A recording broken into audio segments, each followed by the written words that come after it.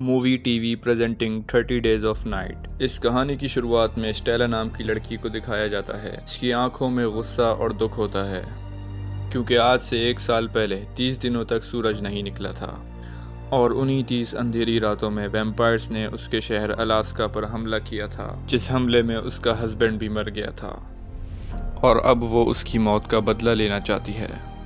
वो दुनिया के सामने साबित करना चाहती है कि इस दुनिया में भी वैम्पायर्स होते हैं।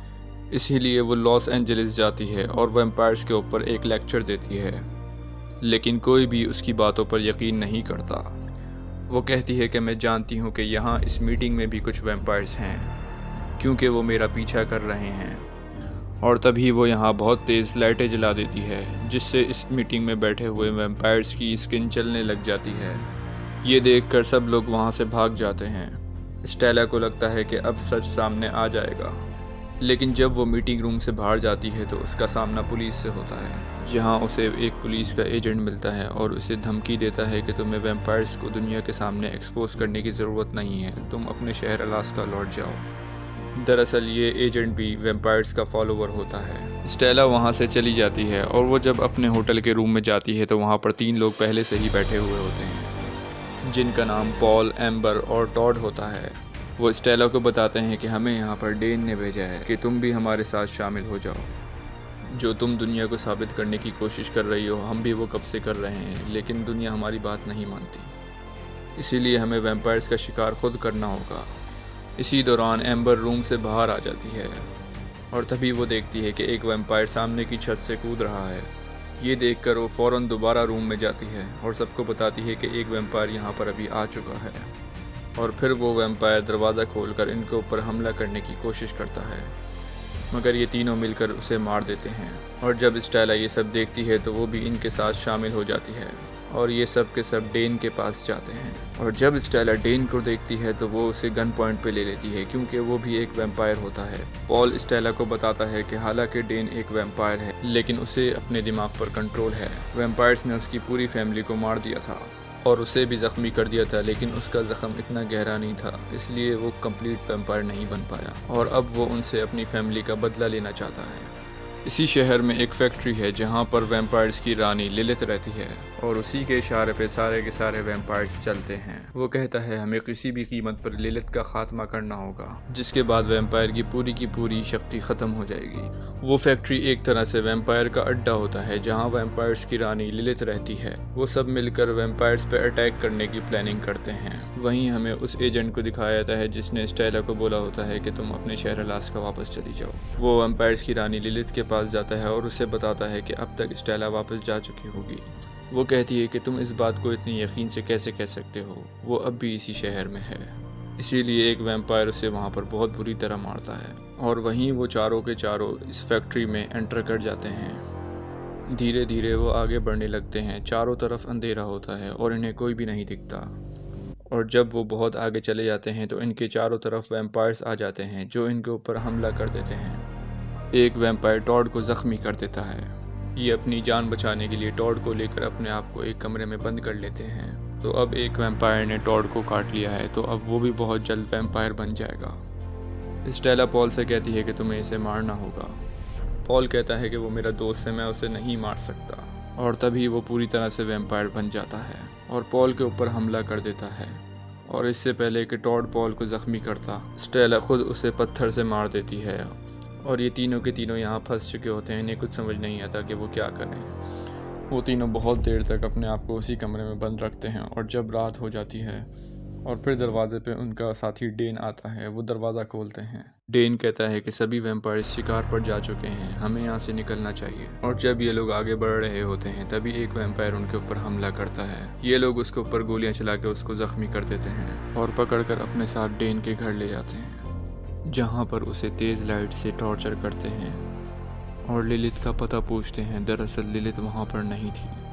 ये वैम्पायर कहता है कि मुझे लिलिथ के बारे में नहीं पता कि वो कहाँ पर है, लेकिन मैं ये जानता हूँ कि आज से 1 साल पहले अलास्का पर वैम्पायर्स ने एक बहुत बड़ा हमला किया था, वैसा ही हमला दोबारा होने वाला है। ये सुनने के बाद ये लोग उस वैम्पायर को रात के अंधेरे में छोड़ देते हैं और जब वो आगे बढ़ता है तो ये सब के सब उसका पीछा करते हैं और ये सब के सब वैम्पायर्स के एक दूसरे ठिकाने पर पहुंच जाते हैं और दूसरी ही सुबह ये उस बिल्डिंग पे चारों तरफ बम लगा देते हैं। इसके बाद ये अंदर जाते हैं जहाँ पर एक कपल को वैम्पायर्स ने बांधा हुआ होता है। इसमें एक लड़की है जिसका नाम जेनिफर होता है और वो अब भी ज़िंदा है। जब ये उसे आज़ाद करने की कोशिश करते हैं तभी वैम्पायर्स उनके ऊपर हमला कर देते हैं। एम्बर के हाथ में बॉम्ब का जो रिमोट कंट्रोल होता है वो उसके हाथ से छूट जाता है और इससे पहले कि वैम्पायर्स इन्हें मारते ये छत पर गोलियां चलाना शुरू कर देते हैं, जिससे सूरज की रोशनी अंदर आना शुरू हो जाती है और सब के सब वैम्पायर्स पीछे हट जाते हैं। और इस मौके का फ़ायदा उठाकर स्टेला उस रिमोट को उठा लेती है और बॉम्ब ब्लास्ट कर देती है, जिससे बिल्डिंग की दीवार टूट जाती है, जिससे सूरज की पूरी रोशनी अंदर आ जाती है और सारे वैम्पायर्स जलकर मर जाते हैं। और उसके बाद ये उस लड़की को यहाँ से बचाकर निकल जाते हैं। वहीं दूसरी तरफ एजेंट को दिखाया जाता है जो लिलिथ के पास दोबारा जाता है और बताता है कि डेन उन सब का साथ दे रहा है, इसीलिए वो इतने ताकतवर हैं और इसीलिए उन्हें हमारे बारे में बहुत कुछ पता है। मैं अब बहुत ज़्यादा बीमार हूँ, मैं भी वैम्पायर बनना चाहता हूँ। दरअसल एजेंट की तबीयत बहुत ज़्यादा ख़राब होती है और वो बहुत जल्दी बढ़ने वाला है, इसीलिए वो चाहता है कि वो भी वैम्पायर बन जाए। लिलिथ उसे भी वैम्पायर बना देती है। वहीं हमें डेन, पॉल, स्टेला और उसके साथियों को दिखाया जाता है। वो जिस लड़की को बचा कर लाए होते हैं उससे सवाल पूछ रहे होते हैं कि तुम्हें वैम्पायर्स ने कब और कहाँ पकड़ा था। वो बताती है मुझे और मेरे बॉयफ्रेंड को वैम्पायर्स ने पकड़ा था और वो हमें एक यार्ड पर ले गए थे जहाँ पर और भी बहुत सारे इंसान थे जिनका वो खून जमा कर रहे थे। और तभी दरवाजे पे दस्तक होती है और जब डेन दरवाजे पे जाता है तो बाहर से एजेंट उसे गोली मार के उसको मार देता है, यानी कि उनके साथी डेन जो आधा वैम्पायर था उसे मार दिया गया है। वो सब वहाँ से भागने लगते हैं। एजेंट उनके ऊपर गोलियां चलाता है और वो भी गोलियां चलाते हैं, लेकिन एजेंट को कोई असर नहीं होता। तीनों गाड़ी में बैठकर उस पानी के जहाज़ पर पहुंच जाते हैं जिसके बारे में लड़की ने बताया था।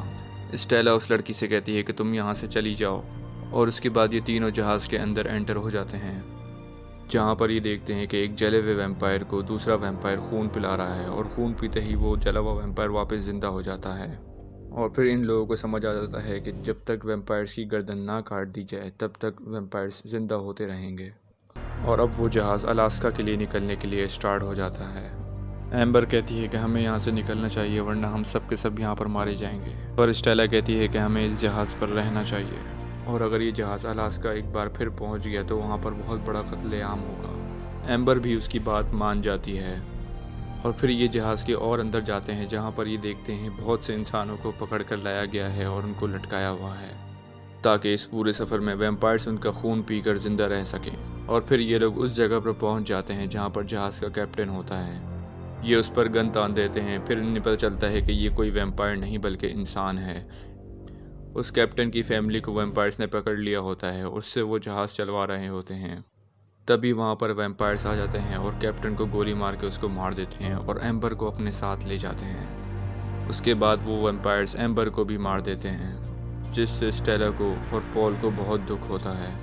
और अब लिलिथ अपने वैम्पायर साथियों के साथ यहाँ पर आ जाती है और दोनों को पकड़कर ऊपर लटका दिया जाता है। उसके बाद यहाँ पर एजेंट आता है और सबसे पहले पॉल के हाथ में कट लगाता है ताकि उसका सारा खून निकल जाए।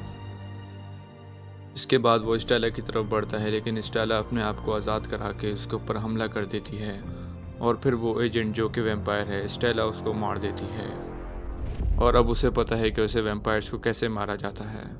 उसके बाद वो पॉल को आज़ाद करती है और फिर ये दोनों जहाज़ के कंट्रोल रूम में जाकर चीज़ों को तोड़ना फोड़ना शुरू कर देते हैं, जिससे जहाज़ बंद हो जाता है।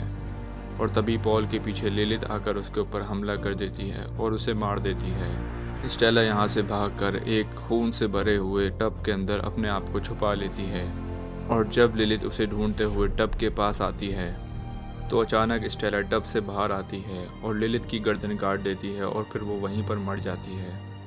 और फिर यहाँ पर जहाज़ के बाकी वैम्पायर्स भी आ जाते हैं और जब वो देखते हैं कि लिलिथ जो कि उनकी रानी थी उसको स्टेला ने मार दिया है तो सब के सब पूरी तरह से ठंडे हो जाते हैं और स्टेला से डरने लगते हैं। इसीलिए वो सारे वैम्पायर्स स्टेला को जाने का रास्ता दे देते हैं और फिर स्टेला इस बात की खबर पुलिस को दे देती है। पुलिस वैम्पायर्स को पकड़ भी लेती है, लेकिन वो इसकी रिपोर्ट मीडिया में नहीं देती और दुनिया अभी तक इससे अनजान होती है।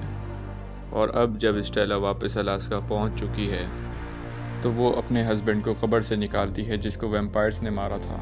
और फिर अपने हाथ पर कट लगाकर अपना खून अपने मरे हुए शौहर को पिलाती है ताकि वो फिर से जिंदा हो जाए।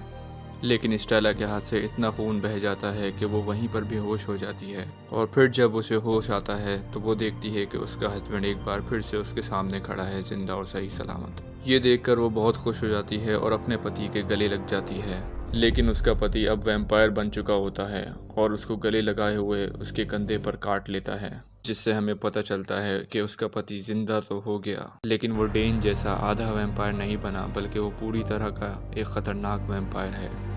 और अब उसने स्टेला को भी इन्फेक्टेड कर दिया है और अब वो या तो स्टेला को मार देगा या तो उसको अपनी ही तरह वैम्पायर बना देगा। तो ये थी पूरी कहानी फिल्म 30 डेज ऑफ नाइट की। ये फिल्म 2010 में रिलीज़ हुई थी। IMDb पर इस फिल्म की रेटिंग है 4.3।